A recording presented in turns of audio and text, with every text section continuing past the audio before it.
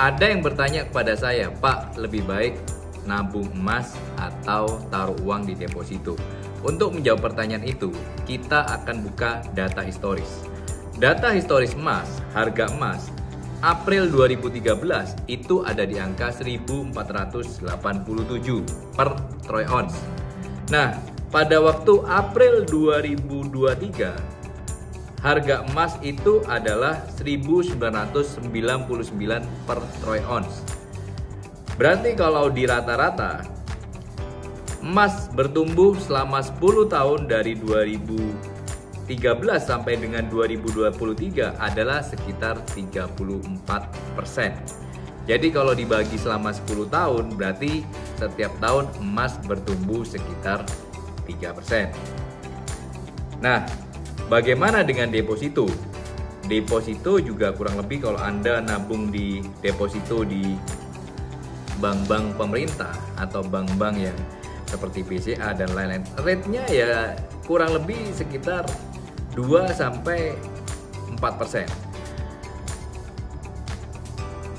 Dan itu masih dipotong 20% pajak. Nah, mungkin kalau di bank yang lebih kecil, bank BPR, mungkin Anda bisa mendapatkan rate seperti itu. Jadi sebetulnya antara harga emas selama 10 tahun terakhir dengan deposito relatif hampir mirip.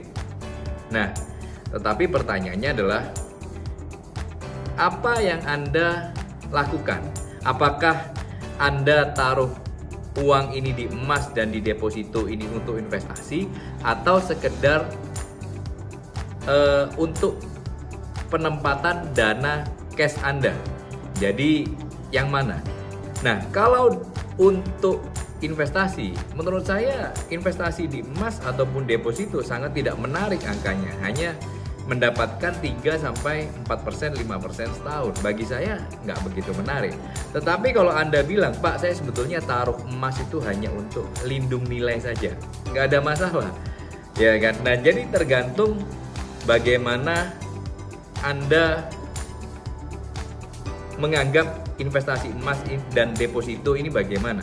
Karena kalau sebetulnya kita lihat dari data BPS, inflasi Indonesia sejak tahun 2012 sampai dengan 2021 itu adalah 48,2%, atau kalau kita bagi setahunnya itu kurang lebih sekitar 4%. Jadi Anda kalau investasi di emas dalam kurun waktu 10 tahun, kurang lebih return Anda kurang lebih 3%-an, inflasi 4%. Kurang deposito kurang lebih di angka itu. Jadi sebetulnya Anda taruh uang di emas dan taruh uang di deposito itu hanya melindungi Anda dari inflasi. Jadi sebetulnya uang Anda di emas 10 tahun lalu dengan sekarang itu ya kurang lebih naik karena sesuai dengan inflasi. Nah, jadi kalau Anda ingin kaya dari emas atau deposito, ya kalau saya bilang nggak akan lebih kaya. Karena uang Anda pertumbuhannya di emas dan deposito kurang lebih sama kayak inflasi. Nah, jadi apa yang lebih menarik dari sini? Nah, jadi kalau kita ambil angka historis juga. Contoh 10 tahun lalu 2012 Anda beli saham BBCA. Itu nilainya ada di angka kurang lebih 1.600 per lembar saham. Nah, terakhir video ini dibuat, harga BBCA, saham BCA itu di angka 9.100. Jadi kalau diglobalkan dalam 10 tahun, dalam satu dekade, saham BCA bertumbuh hampir 500%, 468%. Kalau dibagi langsung selama 10 tahun, kurang lebih saham BCA itu bertumbuh setiap tahunnya kurang lebih 46%. Jadi mana yang lebih menarik? Saham BCA yang tumbuh 40% lebih setahun atau emas yang tumbuh 3% lebih setahun? Jadi beda sekali. Jadi kalau harga saham BCA itu tumbuh 40% lebih setahun, itu belum dihitung dengan dividen yang dibagikan. Jadi ini ada perbedaan nilai return yang di video sebelumnya saya bilang mengenai CAGR. Jadi kalau misalnya Anda taruh uang 1 miliar di emas 10 tahun yang lalu, maka sekarang uang Anda yang Anda taruh di emas nilainya akan menjadi 1,3 M sekian-sekian.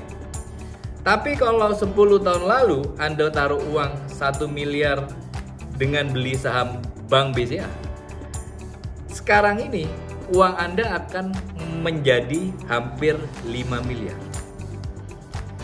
Mana yang lebih kaya? Anda taruh uang di emas atau taruh uang di saham BCA? Begitu halnya juga dengan properti.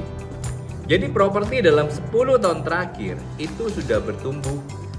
Ada yang 200%, ada yang 300%, ada yang 500%. Nah, jadi kalau Anda memang ingin kaya raya, ingin mengembangkan kekayaan Anda harus tahu return-nya ini, atau yang kita sebut dengan CAGR atau Compounded Annual Rate. Jadi kalau CAGR Anda hanya 3%, 4% Anda taruh di emas atau deposito, pasti berbeda apabila Anda investasikan di contoh saham BCA, properti.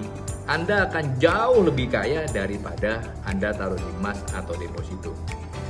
Tetapi kalau Anda hanya ingin